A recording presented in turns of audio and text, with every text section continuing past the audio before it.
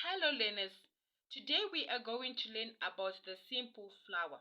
This is reproduction in plants, and we are going to be guided by the objective that states that by the end of the lesson you should be able to describe the structure of a simple flower.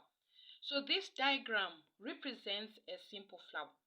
Let's just try to describe the structure. Alright, we're going to start by looking at the female part of the flower. So we'll start by this part. This part is what we call the stigma.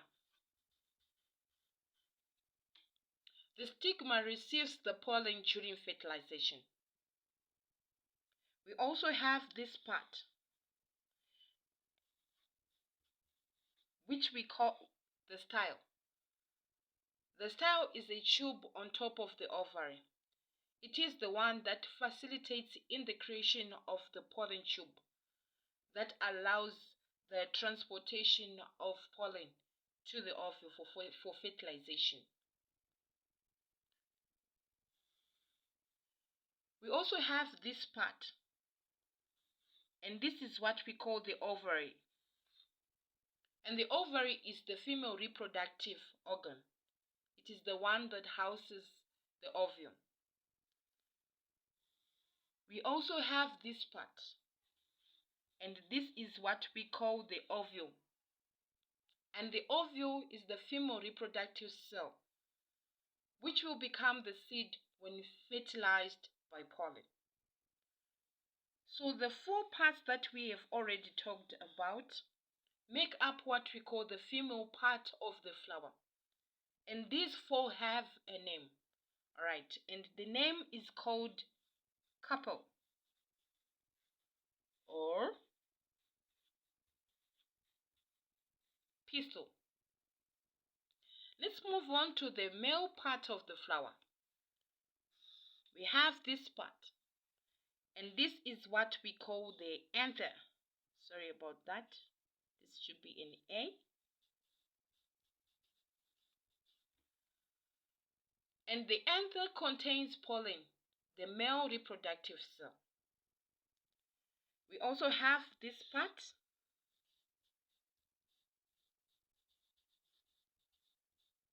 This is what we call the filament.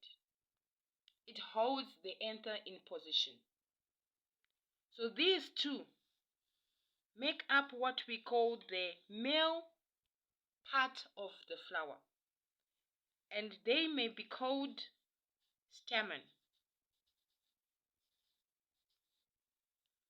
Let's look at other parts that are included here.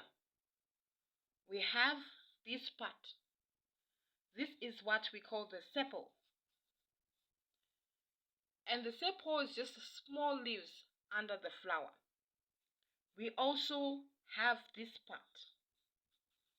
This is the stem of the flower. It just anchors the flower. We have this part, and this part is what we call petal. Depending on the type of flower, it may be bright or dull.